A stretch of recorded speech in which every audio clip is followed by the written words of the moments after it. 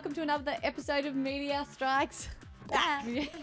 Now, a few seasons ago, we had the boys on the couch, 3 of them. It was, I've got to say, a bit more full than it is at the moment. Is that right? Yes. Do you think? I think that we compliment the couch. I think we do. Just a little bit. They may be funnier than us, but hey, we look better. We're clean as well. Some of the things they talk about, my God. Now, we've got a good show for you tonight. Who've got Jans? We've got Lisa Barron. My God, I've heard of her for so many years. Fashion designer, styled so many celebs. I'm so jealous. She's absolutely incredible. Yep. So we go talk to her first up. and then we've got Maximillan hip hop artist. Maximillan. Sorry, this is how you Gotta say it. get it right. Maximillan. Or Maximillan. Yeah. Got it, Jan? If you Got it. Got it? And then last of all, we have Melbourne's tall ship, Enterprize. Yeah, that's an awesome one too. Enterprise. Oh, everything is with an accent today. Enterprise. Perhaps we'll do each segment in a different accent, okay? Or in a different language. Вы можете нас посмотреть на 31 канале. I understood No. word of that. Yeah. No. Yeah. I was going to say a swear word. No, And I don't know no. if it complements what you're saying. I don't That's know. all I have know. no idea. Let's go to Lisa Barron. Let's go, and then we'll come back in another language, and who knows. Wow, I'm so stoked. I've always wanted to meet Lisa Barron, and now I'm actually interviewing her with the lovely Adam. So excited. So we're in Armadale. Lisa's just been so busy, so we really thank you for your time. How are you feeling? Are you excited? What's coming up? Oh, look, I love having you guys here in my very, very messy workroom, but it's fantastic. I love your show. And we've got loads coming up. This year is going to be super exciting. It's my 31st year in the business of making dresses. We've got a great new Virgin Australia Fashion Festival coming up, which we've actually been a part of every fashion festival since its inception, which I think I'm the only designer that has done that for this time. So that's really exciting. Not your first year? No. No, by far. 17 consecutive years or so. Adam, what about your Barbie dolls? Did you used to dress them up when you were little as well? The thing is, I've got zero fashion sense at all. So tell me, do you think it's something someone has to be born with? Because I'm wearing a fake Ralph Lauren and jeans. I know. So do you think it's something someone has to be born with to go ahead? Or do you think it's something someone can learn? Oh, I think you could definitely learn.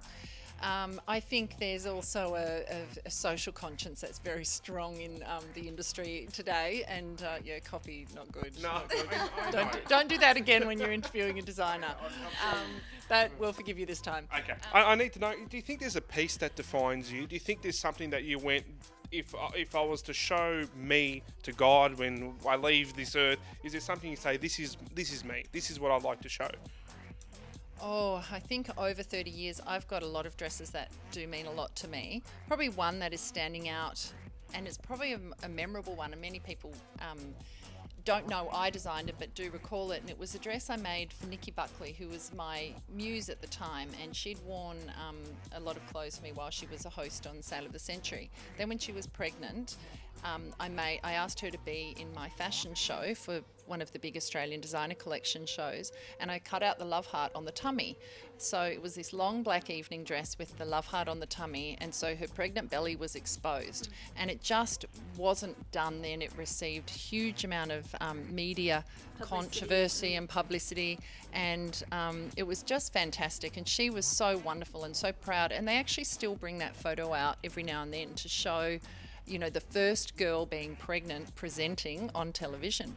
Now, you've mentioned Nikki Buckley, but I believe you've met some other famous celebs over your profession, such as Linda Evangelista and Helena Christensen and us. and us. Yeah, I mean, I couldn't fit in one of your dresses, unfortunately, but I do special orders. oh, excellent. Yes, special orders. Do you make wrestling tights? That'd be your first. But out of all those people you met, do you think you've taken more of a positive outlook from meeting famous people, or do you think you're a bit more cautious when you come across would you maybe an ego or someone that thinks that's bigger than life, or someone that maybe you look up to? Look, I think you get a mixture. Yeah. Some of the celebrities, like Helena Christensen, is the sweetest, most gorgeous, down-to-earth girl and most beautiful in the world. And then you have Naomi Campbell, who at the time was, quite rude. But I often think you give people the benefit of the doubt. I don't know what was going on in her life. I don't know. Bad day. Who knows? A couple of bad years. It's still such a surreal experience, surely. And what's coming up for you? What are you excited about? Oh, I think a few things are exciting. I mean, look, I love my trade of designing, but I have a great team of girls and staff, and Max, my husband, who works in the business. They're all young, gorgeous, and really smart. So they keep me relevant. They keep the business happening. So I think we're going to go online. Oh my God, online. It's big steps. Is that your? I mean, besides meeting us two today, is that your goal for the future? Is that what you think is the next step, or do you set yourself little goals and then look for a bigger one later on? I think I set myself little goals. Each collection is a challenge. In 30 years, that's 60 collections, and I look at it where each collection is the income for the whole company for the next 6 months. Lisa, well, there you have it. Lisa Barron, watch out. Watch this space online soon to be. Virgin Australia Fashion Week, L'Oreal, all the fashion weeks, all the mags, absolutely everywhere. I love her. She's so beautiful, isn't she? Talented. And do you know she's my auntie? Really? Yeah, same surname. What is it? Oh, Almost. I get it. Oh, Barron, that was a good one. All right, I got her. I think I got it. I love fashion weeks. I can't believe she's been involved every single year, like longest running designer in all the fashion weeks. Yeah, talented woman. Absolutely. Oh, I can't wait to go to the next fashion week. What's Coming involved up in soon. Fashion Week? Clothes, I think. Oh, Steph? okay. Pretty sure. And maybe some I shoes just and joined the handbags couch. as well. We're going to cut to an ad break, guys, and we'll see you straight back.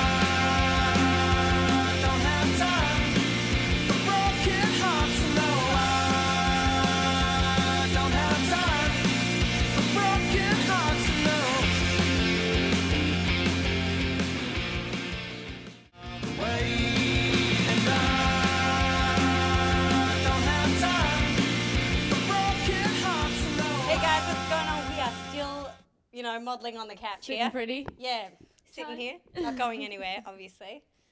But now we have Maximillan. Maximillan in one word. Hip hop artist extraordinaire that we are very much looking forward to seeing. Yep. Let's go check him out. With the homies.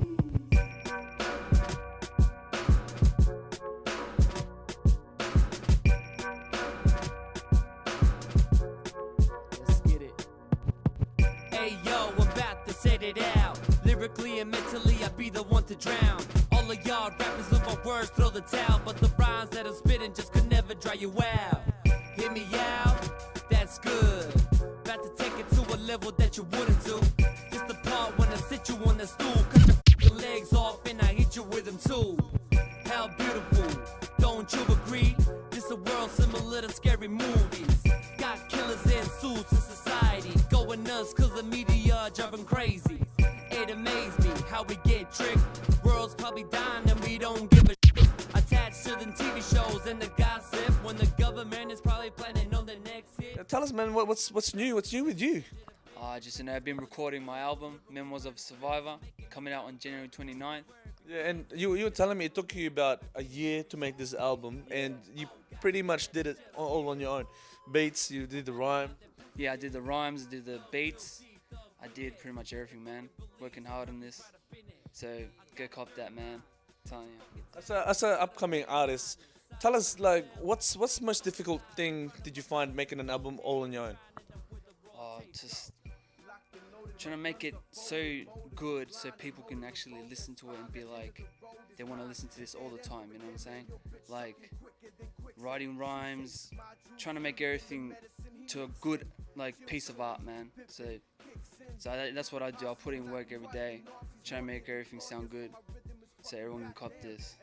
Yeah, cool. Well, walk us through on producing one of the songs. So what did you write the lyrics or the rhyme before the beat, or did you make the beat first and kind of just the process of actually making something like this?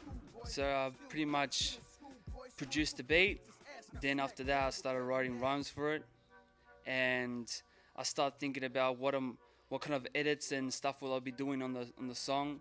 Try and make everything from scratch, man. So yeah. Well, you must be pretty excited, creating a whole album. You made it on your own.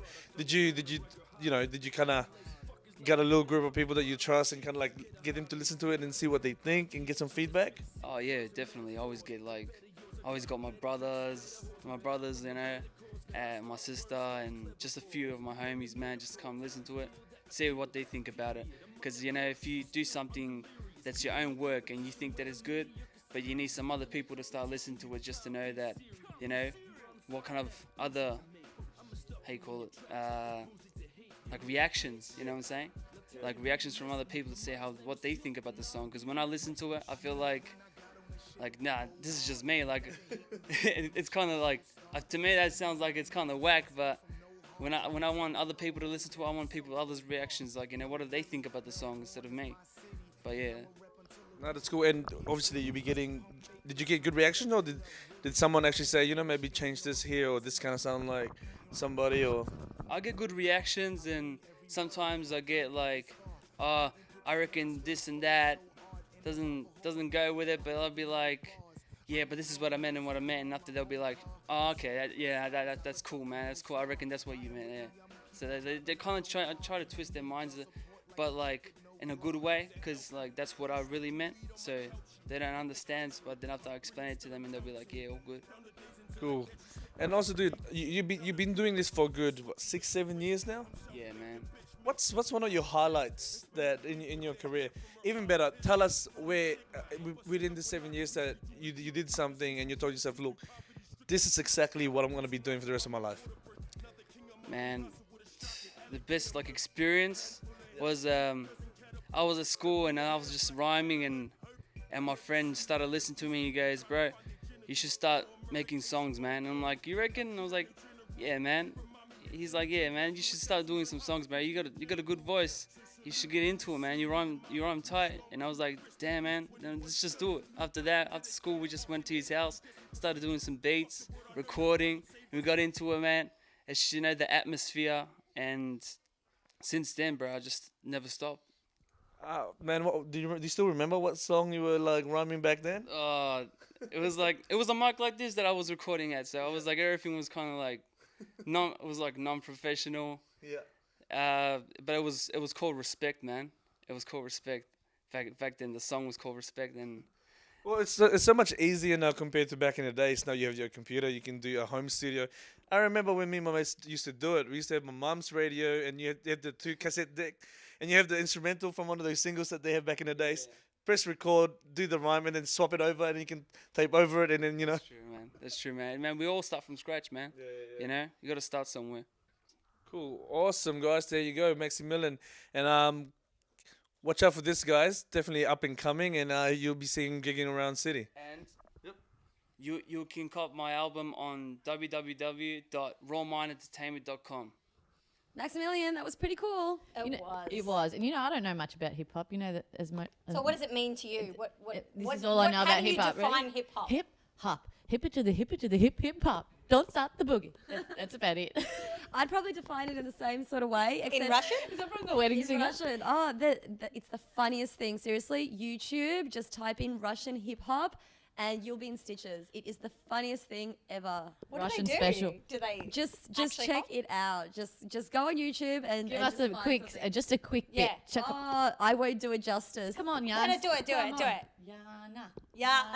Oh my God, on the spot again. We might feature it on our Facebook page. Not coming to it. God, switch off the TV now. Seriously, it's not making a good show. I'm kidding. You do your thing, Steffi. No, I don't. Look. I sung. Look, I gave it a crack. Yeah, but I'm not funny. Yes, No. Funny looking. You know what, guys? Thank God there's people like Maximillian out there. Maximillian. We're going to cut to an ad break. Straight up.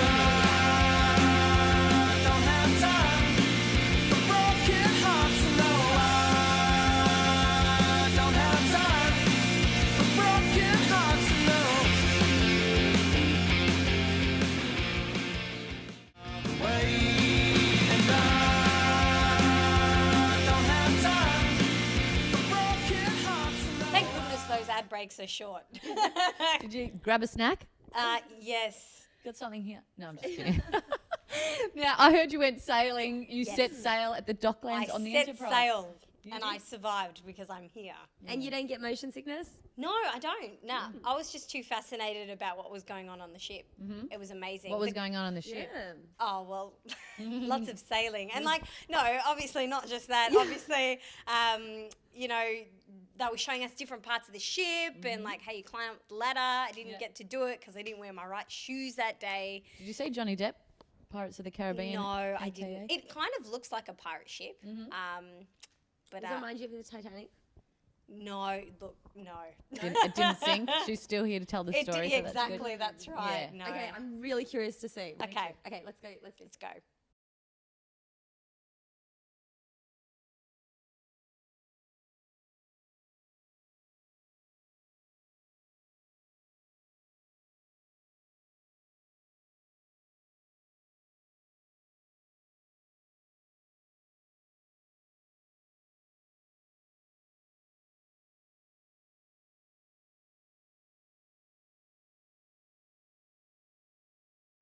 All right, guys, I'm here with Kevin, and Kevin is in, would you say you're in charge of today?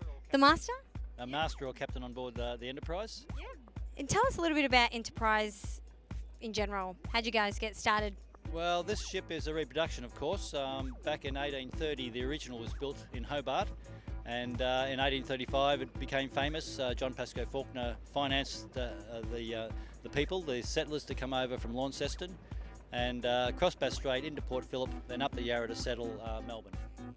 All right, I'm on the amazingly beautiful Melbourne's tall ship with Helen from Enterprises. How are you going? Oh, well, thank you, and welcome aboard Enterprise.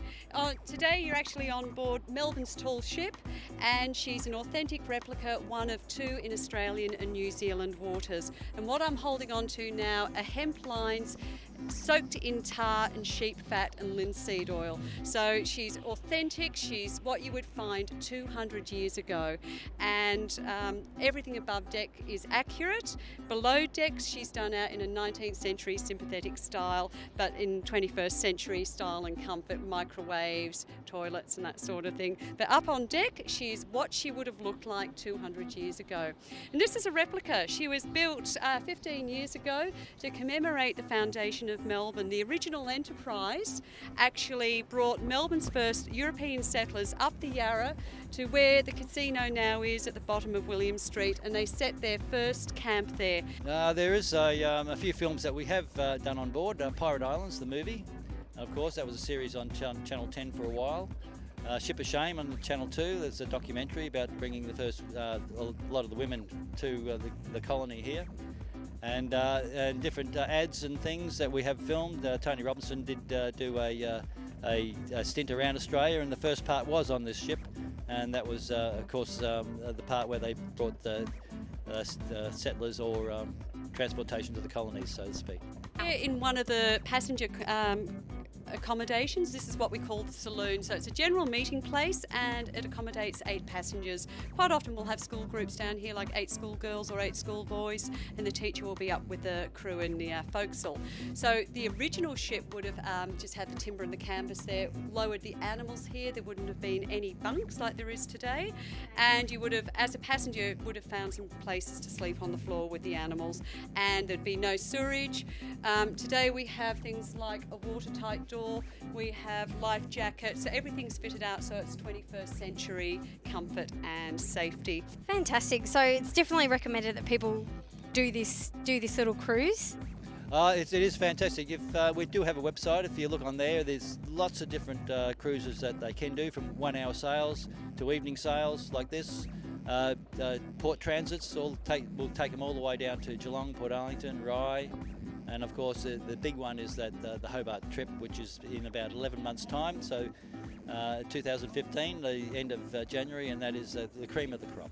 Yes, this is the control centre of the ship. This is the navigation space, which is where the actual master has his bunk. If you look behind us, that's the bunk, so it's almost like a coffin in the floor, and his first mate will be on the other side. So all the navigation equipment is here, the GPS, depth sounders, everything actually alerting us to system maintenance and things as well. All our signal flags, by law and tradition, we must have signal flags and paper charts in addition to contemporary GPS. And below us are the engines. Even though we are a traditional ship, by law and maritime safety, we must have engines in today's age of sailing. So look, it's very tight confines, and there's no IMAX cinema, there's no buffets on board, but you get really good cooking here, and the captain's well fed, and this is where it all actually happens. Arr, welcome back to the show, my hearties. Aye, Captain. Funny? We try. All right, We give it a go. 1, 2, 3. You know, sing of the song of the sea. Birds, eye fish fingers. We catch 'em and crunch 'em quick as can be. Birds, eye fish fingers. Marie, so you buy them for your kids? No. Clearly not. Oh, what? I used to get them all the time. They're yummy. Yeah, just because of the ad. Yeah. Aye. Why are we talking? That was Pirates. That's the theme. Do they film shows on that ship, Steph? Yeah, they film commercials and everything, as you saw. Do they want us in their next ad? Pardon? Do they want us in their next Oh, well, yes. Maybe we'll be promoting, I don't know, what's fish fingers? I don't know. Maybe prawns. Maybe some squid. Yes. Well, we hope you enjoyed this episode, and hopefully we will see you back on the couch next week. Back. Monday nights. Check out our Facebook page. Follow us all over social media to see what else is going on. That's right. We will see you guys next week. Have a great night. Arr. Arr. Arr.